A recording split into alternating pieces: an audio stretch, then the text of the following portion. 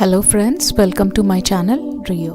In search of wisdom, Paramahansa Yogananda's journey to the Himalayas. Mukunda as a young boy had a very strong desire to go to the Himalayas. He believed that in the unbroken solitude of mountains, he would be able to achieve continuous divine communion. Paramahansa Yogananda says, "It had been only 6 months with Sri Yukteswar. Not yet had I fully surveyed his towering stature. I actually once addressed these ungrateful words to my master.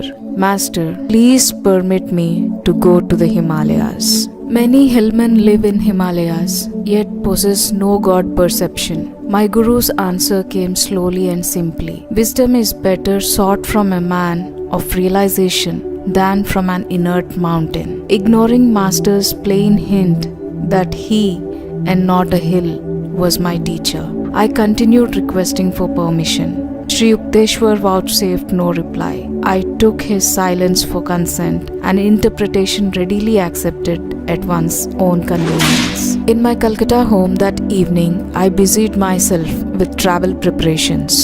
The following morning, I sought out Bihari Pandit, my Sanskrit professor at Scottish Church College.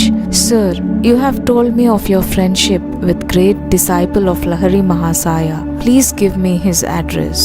"Oh, you mean Ram Gopal Majumdar? I call him the sleepless saint. He is always awake in an ecstatic consciousness. His home is at Ranbajpur near Tarakeshwar." I thanked the Pandit and entrained immediately for Tarakeshwar. Bihari's friend, I heard, had received illumination after many years of Kriya Yoga practice in isolated caves. At Tarakeshwar, I approached a famous shrine. Innumerable healing miracles have occurred at Tarakeshwar, including one of a member of my family. I entered the sacred Tarakeshwar shrine.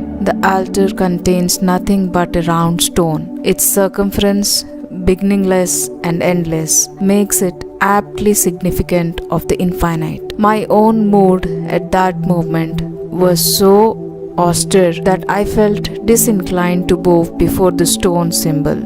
God should be sought, I reflected, only within the soul. I left the temple without genuflection and walked briskly towards the outlying village of Ranbajpur. My appeal to passerby for guidance caused him to sink into long thinking. "When you come to crossroad, turn right and keep going," he finally said. Obeying the directions, I wended my way alongside the banks of a canal. Darkness fell. The moonlight was too faint to supply any reassurance. I stumbled on for 2 hours. Welcome clag of a cowbell, my repeated shouts eventually brought a peasant to my side. "I'm looking for Ram Gopal Babu," I said. The peasant replied, "No such person lives in our village." The man's tone was grumpy.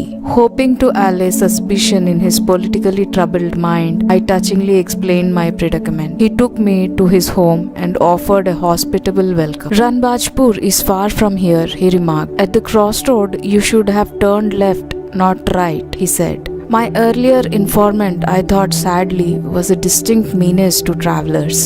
After a relishable meal, I retired to a small hut adjoining the courtyard. Sleep was inconsiderable that night. I prayed deeply to be directed to the secret yogi, Ram Gopal Majumdar.